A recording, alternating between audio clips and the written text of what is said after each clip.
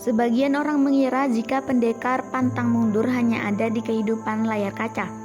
Padahal kenyataannya, di kehidupan nyata ada loh pendekar pantang mundur dan berani menanggung segala resiko. Yaps, ia adalah Baharudin Lopa, yakni penegak tiang hukum Indonesia yang dikenal akan kejujuran dan keberaniannya memberantas korupsi. Tegakkanlah kebenaran dan keadilan karena Allah, bukan karena kecil, bukan karena kecil. Allah sekalipun terhadap dirimu sendiri. Berikut fakta Baharudin Lopa, sang pendekar hukum anti suap.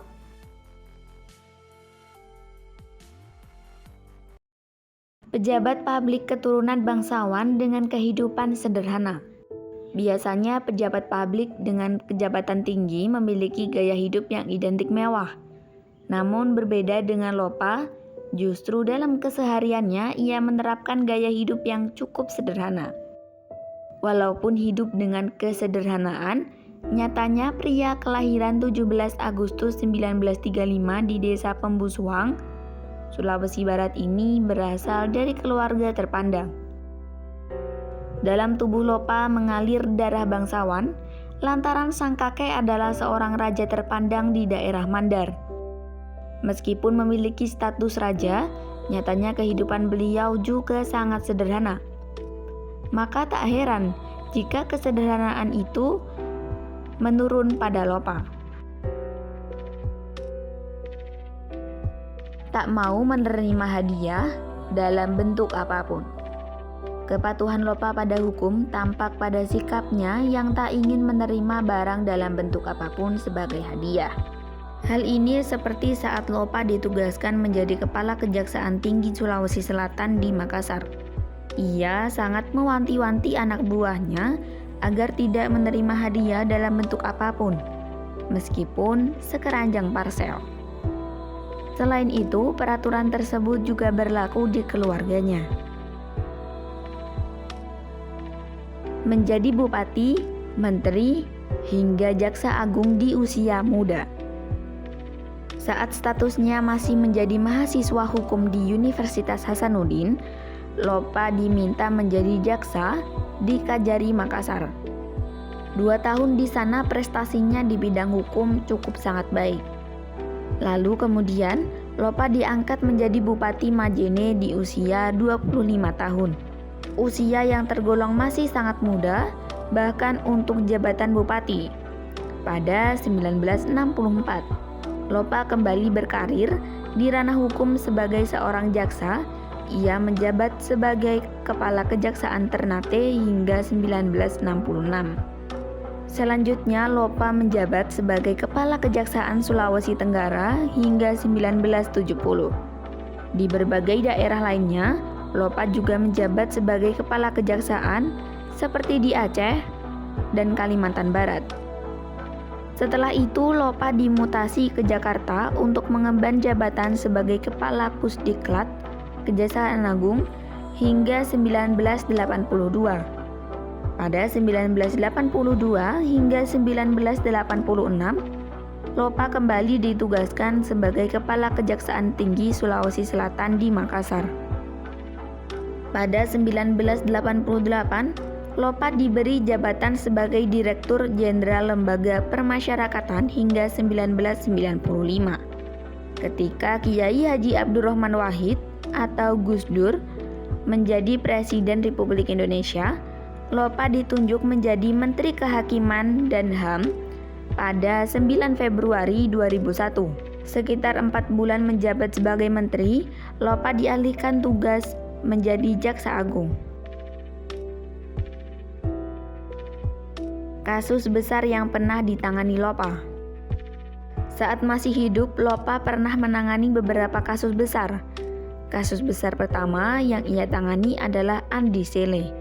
Saat menjadi Bupati Majene, Lopa dengan berani menentang Andi Sele, yakni seorang komandan batalion 710 yang terkenal kaya dengan melakukan penyeludupan kopra. Tak hanya itu, ketika Lopa menjabat sebagai Kepala Kejaksaan Tinggi Sulawesi Selatan, Lopa menyeret Tony Gozal atau Tiongkin, yakni pengusaha besar yang dikenal kebal hukum. Tony Gozal diseret dengan tuduhan memanipulasi dana reboisasi 2 miliar rupiah. Selain itu, salah satu kasus terbesar yang ditangani Lopa adalah kasus korupsi Soeharto. Saat itu ia menjabat sebagai Sekretaris Jenderal Komnas HAM. Soeharto sering dipanggil, tapi selalu absen dengan alasan sakit. Meskipun begitu, ia berhasil meringkus salah satu sahabat Soeharto, yakni Bob Hasan. Lopa berhasil memasukkan Bob ke dalam lapas Nusa Kambangan.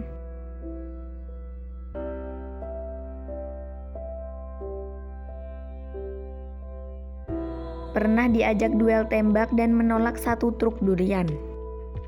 Saat mengusut kasus Andi Sele, Lopa pernah diajak adu tembak, tapi Lopa menolaknya. Setelah menolak ajakan duel tersebut, tiap hari Sele selalu meneror Lopa bahwa ia akan diculik dan diinterogasi.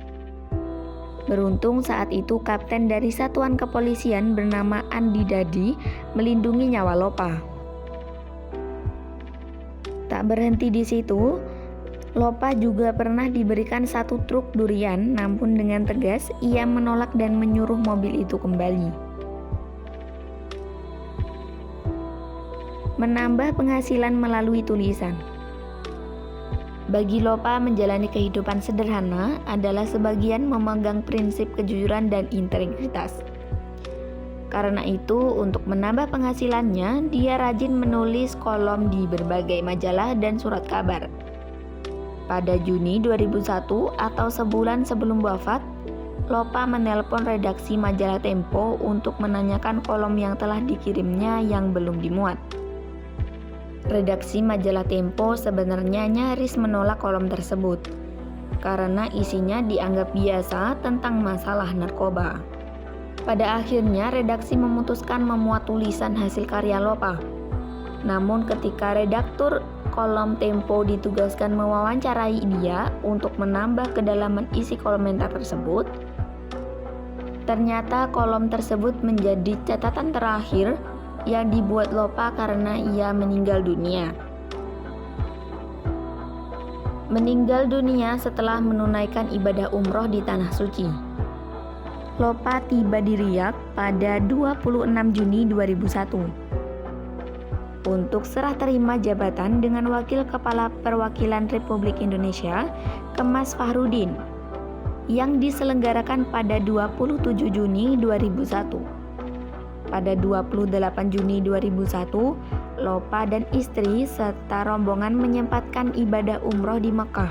Pada 29 Juni 2001, Lopa melaksanakan sholat subuh di Masjidil Haram. Pada malamnya, ia bersama rombongan kembali ke Riyadh.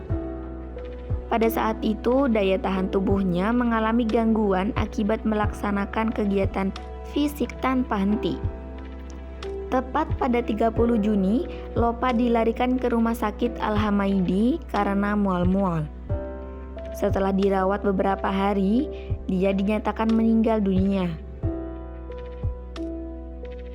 Lopa dinyatakan wafat di Rumah Sakit Al-Hamaidi, Riyadh pada 3 Juli 2001. Akibat gangguan pada jantung, jenazahnya dimakamkan di Taman Makam Pahlawan Kalibata, Jakarta pada 6 Juli 2001. Tetapi Lopa tetaplah Lopa. Prinsipnya tak akan pernah takut mati untuk menegakkan hukum. Sebagai penegak hukum, dirinya begitu menentang kebatilan dengan begitu jelas dan tegas. Namun Lopa terpaksa meninggalkan semua berkas perkara yang hendak ia buka ketika sang holik memanggilnya. Selamat jalan pahlawanku, pendekar tiang langit Indonesia.